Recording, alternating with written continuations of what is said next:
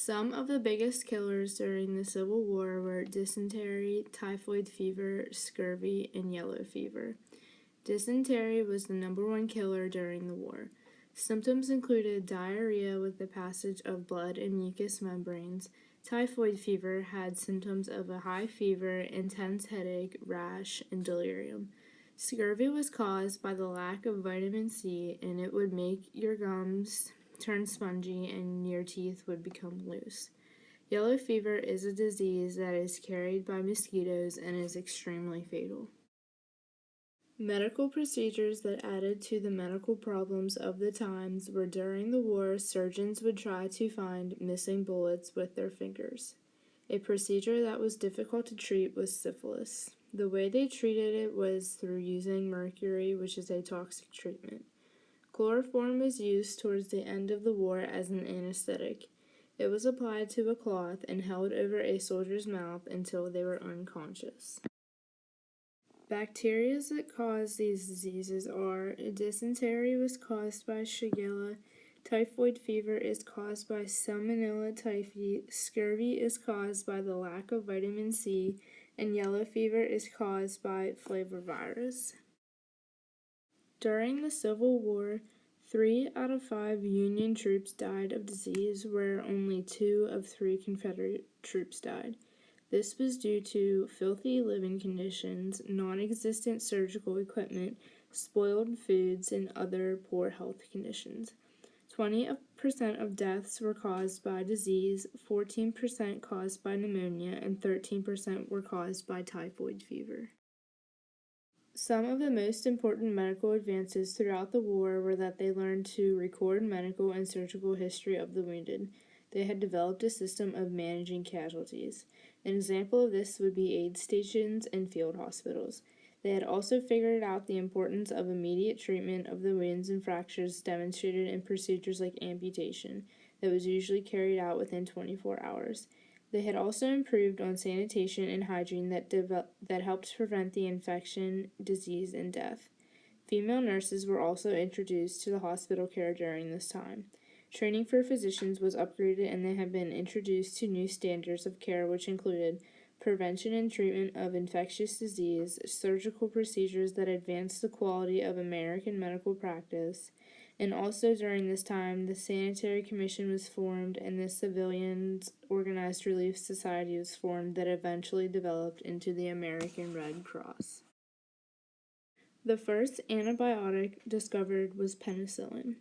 Penicillin was discovered by Alexander Fleming on September 3, 1928, when he was sorting through petri dishes containing Staphylococcus when he noted something unusual about the dish.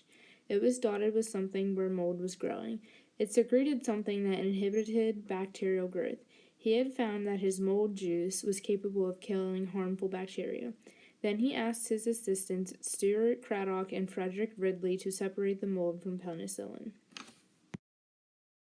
Penicillin is important to the medical field because Andrew Moyer had found that he could significantly increase the yield of penicillin by subbing lactose for sucrose in culture medium. Penicillin improved life expectancy and the mortality rate lowered. A war that helped promote the discovery of penicillin was D-Day in June 1944. It had helped promote penicillin by using it against gangrene. The death toll from infection had decreased, and it also solved wait times when a soldier was wounded and when he was seen by a doctor for treatment. Penicillin was mostly used during the World War to treat infections to the wounded and ill soldiers. Penicillin had prevented thousands of deaths by gangrene and other infections. An overuse of this would be by using the penicillin, your body would become resistant to it. Bacteria constantly evolve for survival, and the widespread use of antibiotics caused bacteria to become resistant. The impact of penicillin on people had increased the survival rates of the wounded and prolonged the time of waiting for a doctor. After penicillin was discovered in 1943, streptomycin was discovered. Things like streptomycin and cephalosporins killed things like athlete's foot. In 1985, the CDC published guidelines on hand-washing practices in hospitals with antimicrobial soaps. The first national hygiene guidelines were published in the 1980s.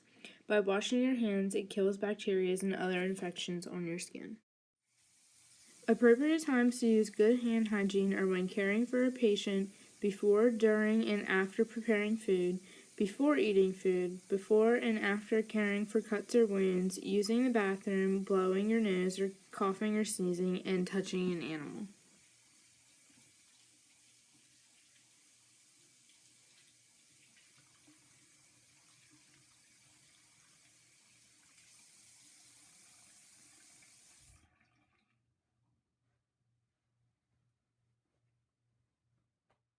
Antibiotics affect things that bacterial cells have but animal cells do not.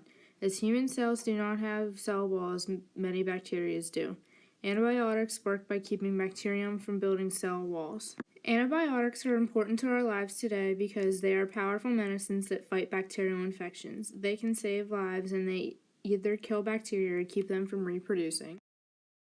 Other precautions that we can take to prevent bacterial infections would be to keep away from somebody that has a bacterial infection and keep away from contact with blood, body fluids, secretions, and mucous membranes. There are some good bacteria out there. These include Lactobacillus probiotic, which is found in the small intestine and it attaches to the intestine walls. B. lactis probiotic is found in the intestines and promotes gut health by lowering the H. pylori. Actizin probiotic strengthens the other two probiotics and other strains of bacteria. These bacteria feed on each other and contain enzymes that break down hard to digest foods. Humans benefit by having good digestion and keeping the immune system healthy. Humans are not able to live without good bacteria because on the inside and out, our bodies have exposure to bacteria that develops our immune system. Even though it could be benign and harmful, bacteria exposes our immune system to make it stronger. Antibiotic resistance occurs when an antibiotic has lost the ability to effectively control or kill bacteria growth. Bacteria are resistant and continue to multiply in the presence of an antibiotic. Antibiotic resistance is concerning because you could have an infection longer than you should, you could have more complications with the infection that you have, and if you have the infection for a long time, you could spread it to another person. Ways to prevent antibiotic resistance is to understand that most people do not need antibiotics for a flu or cold because it is useless. You should take the right dose at the right time and only take the antibiotic if absolutely necessary. When bacteria change, it reduces or eliminates the effectiveness of drugs, chemicals, or other agents. Bacteria survive and multiply, causing more harm. Antibacterial containing products are not better for preventing the spread of infections, and they do not add to the problem of the resistance. Some antibacterial products would be soaps, disinfectants, mouthwashes, lotions, window cleaner, and toothpastes. Some bacteria that have become antibiotic resistant would be methicillin resistant Staphylococcus aureus, which is MRSA, vancomycin resistant Enterococcus, which is VRE, and then multi-drug resistant Mycobacterium tuberculosis.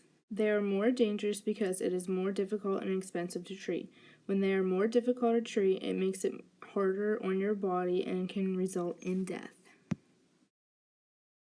These antibiotic resistant bacteria spread so readily is because people do not have good hand hygiene and they do not cover their hands or mouths when they cough.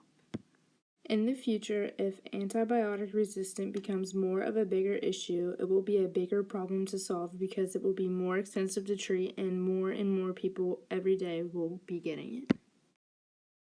In some ways, we are the cause of antibiotic resistance because we use antibiotics for the little things. So when we get a serious disease or virus, we will not be able to treat it very well because we will be antibiotic resistant. The best way to solve this problem would be to ask whether an antibiotic is likely to be beneficial for your illness. Do not take an antibiotic for a viral infection like the cold or the flu.